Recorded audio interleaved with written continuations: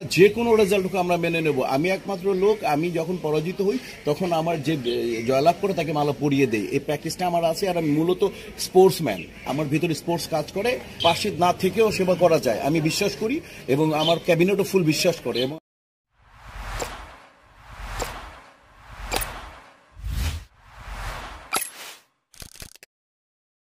হয় এবং সবাই শিল্পীদের মধ্যে সবার দেখা হয়, সৌহার্দ্যবোধ। আমি আসলে কখনোই এটা আমরা বিশেষ করে আমরা হই যাতে 21 জনের বেশি নেওয়া যায় না, সেই জন্য আসলে 21 জনের পরে আবার অন্য প্যানেলে হয়, এই আর কি মজা লাগে সবাই মিলে। আর কি শব্দটা মূল বিষয় হচ্ছে যে আমরা সেবা, এটা হচ্ছে একটা সোশ্যাল ওয়েলফেয়ারের আন্ডারে আমাদের অর্গানাইজেশন, সেটা হচ্ছে বাংলাদেশ চলচ্চিত্র শিল্পী সমিতি। এটার অরাজনৈতিক সংগঠন, এটা অলাভজনক প্রতিষ্ঠান। আমরা এখানে যে আসুক সেবা করতে আসছি, সেবা করব, আমরা সেবা করি এবং ওয়েলকাম করি আমাদের এই সহকর্মী, তো তাদেরকে ওয়েলকাম করি। তাদেরই একই উদ্দেশ্য আদর্শ যে তারাও করবে। তবে হ্যাঁ, এটা বলা উচিত যে যারা আমার ফুল ক্যাবিনেটকে, মানে মিশা জায়েদ ক্যাবিনেটকে বিশ্বাস করে যারা আমাদেরকে পূর্ণ সমর্থন দিয়ে শিল্পী সমিতির এই মানে ফলাফল যে দিয়েছিল আমাদের পক্ষে, সেটাকে আমরা কার্যকরী করতে, এবং আমি আশা করি সেই জায়গায় হয়তো বা তারাই ভালো বলতে পারবে যে আমরা কি পারফরমেন্স করেছিলাম তাদের জন্য। নির্বাচনের ফলাফল যাই হোক, হার জিত যাই হোক, সেটা মেনে নেবেন আশা করি।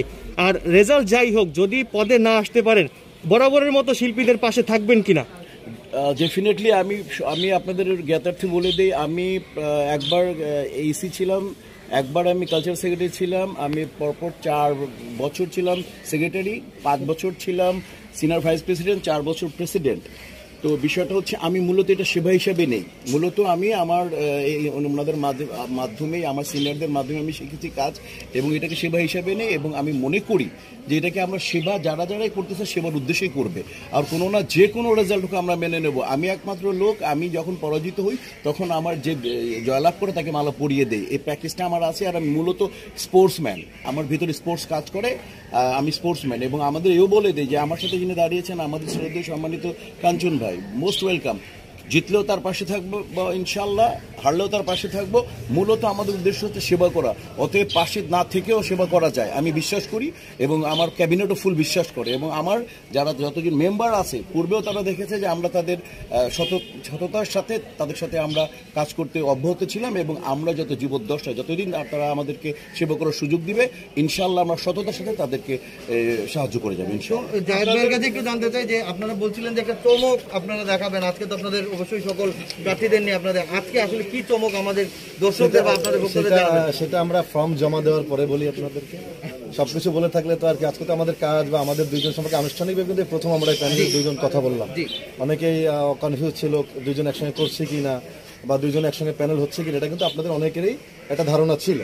কেউ মৌসুমী জায়েদ খান, কেউ দীপজল জায়েদ খান, আমার জায়গায় ঠিক রেখে বিভিন্ন ধরনের কথা বলা হচ্ছিল। বাট সেই জায়গা থেকে আমরা আজকে ক্লিয়ার করলাম আপনাদেরকে যে মিশা আমার সম্মানিত সভাপতি, যার সাথে কাজ করে সফলতার চেষ্টা করেছি কাজ করা শিল্পীদের পাশে থেকে, সেই মিশা ভাই আর আমি, আমার শ্রদ্ধা মিশা ভাই আর আমি একসঙ্গে এক প্যানেল নির্বাচন করছি। আজকে সেই প্যানেলেরই থেকে আমরা ফর্ম জমা দেব, সেটা আজকে আপনাদেরকে ক্লিয়ার করলাম। বাকি পদগুলো যদি জানতে চাই যে নির্বাচনে তো অলরেডি 2টো প্যানেলের কথা হয়েছে, আমরা জানতে পেরেছি নিপুণ আপা বলেছেন আপনার সাথে লাস্ট সাধারণ সম্পাদক কথা হয়েছে, তো আপনার সাথে ব্যক্তিগতভাবে ইলিয়াস কাঞ্চন সাহেবের কথা হয়েছে কিনা, বা এই যে নির্বাচনে দাঁড়ানো নিয়ে কখনো তার সাথে ফোনে আলাপ হয়েছে? হ্যাঁ, ফোনে আলাপ হয়েছে। কাঞ্চন ভাই বলেছে, আমি আপনি মোস্ট ওয়েলকাম। আপনার সঙ্গে কাঞ্চন ভাইকে আমরা একটা অনুরোধ করেছিলাম যে কাঞ্চন ভাই আপনি সর্বসম্মানিত, আমাদের সবার পছন্দের মানুষ, আপনি নির্বাচন করলে আমাদের মনে হয় যে আপনি কোনো প্যানেল ওয়াইজ করা মনে হয় আমাদের কাছে কেমন লাগে, আপনি সবাইকে ডাকেন, ডেকে পাশে আপনাদের শিল্পী সমিতির সভাপতি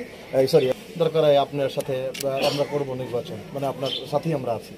তো সে বলছে এটা নিয়ে কথা বলবে, সবাইকে নিয়ে বলবে, সেটা হয়তো আলাপ হয়নি। এবার তারপরেও জেনারেল মিটিং দিন কথা হয়েছে, হাত ধরেছি, সারা শুভেচ্ছা বিনিময় করেছি এবং সালাম বিনিময় করেছি। তা এখন হচ্ছে নির্বাচন হচ্ছে একটি গণতান্ত্রিক প্রক্রিয়া, নিজেরা শিল্পীদের একটা সারা দেশের শিল্পীদের একটা, আমি আবারও বলছি এটা একটা অলাভজনক অরাজনৈতিক প্রতিষ্ঠান। তো যদি কেউ দাঁড়ায় তার মনের মতো করে, আমরা অবশ্যই সেটাকে সাধুবাদ জানাবো। এবং আমি আরেকটা জিনিস দেখেন, এটা আজকে বলতেই হয়, আমরা 2 বছর 4 বছর কাজ করেছি বলে শিল্পী সমিতি একটা জায়গায় এসছে বলে এত মানুষের এখন অংশগ্রহণ। আগে কিন্তু শিল্পী সমিতি নির্বাচনে এরকম লোক পাওয়াই যেত না, এখন এটা অংশগ্রহণ করছে। কাঞ্চন ভাইদের মতো মানুষ নির্বাচনে আসছে, এটা আমাদের মনে করি আমরা যে শিল্পী সমিতির একটা ফোকাসে নিয়ে এসেছি কাজ করে, এটা তার বহিঃপ্রকাশ। একটা জিনিস জানতে চাই যে নির্বাচনের ঠিক অল্প কিছুদিন বাকি, এর আগে অনেকেই নাকি শুনছি যে আপনাদের প্যানেলে ছিল, আপনাদের সাথে কাজ করছে, তারা প্যানেল চেঞ্জ করে অন্য জায়গায় যাচ্ছে। এটা কি ব্যক্তিগত পছন্দের জায়গায় দেখবেন না প্রভাব বিস্তারের জায়গায় দেখবেন? আপনি একটা শুনলে অবাক হয়ে যাবেন, ইতিহাসে আছে 21 জনের মধ্যে 17 জন এক প্যানেলে নির্বাচন করছে। এবার 4 জন 5 জন তো আসলে মতে অন্য জায়গায় পছন্দ করে যেতেই হবে। আবারও বলছি, শিল্পীরা সবার। আপনি এটা কেন বলেন না যে 21 জনের মধ্যে 17 জন এক প্যানেলে একভাবে এক বছর একই সাথে আছে? এটা বড় সাফল্য না? আমাদের কার্যক্রম যদি সাফল্যজনক বা কোনো প্রশ্নবিদ্ধ হতো তাহলে এই 17 জন কিন্তু থাকতো না সিনিয়ররা, বিশেষ করে ডিপজল ভাই, রুবেল ভাই, রোজিনা আপা, অঞ্জনা আপা, অরুণাদি, আলিরাজ, এই লোকগুলো চিন্তা করেন, এরা কিন্তু আমাদের কার্যক্রম দেখেই কিন্তু আমাদের সাথে আছে। এই 17 জন একসঙ্গে এক প্যানেলে নির্বাচন করছি এবার। আর বাকি যারা, এদেরকেও আমি সাধুবাদ জানাবো, করতেই পারে পছন্দ, হাসি, তাদের সাথে তো কথা হয়ে আসছে, তার আগেই বলেছে যে আমরা একটা আলাদা জায়গায় নির্বাচন করছি, এটা কোনো বিষয় না। তো আমি আবারও বলি, শিল্পীরা সবার, ঘুরে ফিরে সবাই মিলে একটা পরিবার, নির্বাচন করবো, সবাই একমুখে কাজ করবো। আর আরেকটা কথা আপনাদের মাধ্যমে অনুরোধ করতে চাই, আমরা আমাদের কথা যেন আমাদের নিজেদের মধ্যেই রাখি, আমাদের মান অভিমান যেন ঘরের মধ্যেই থাকে।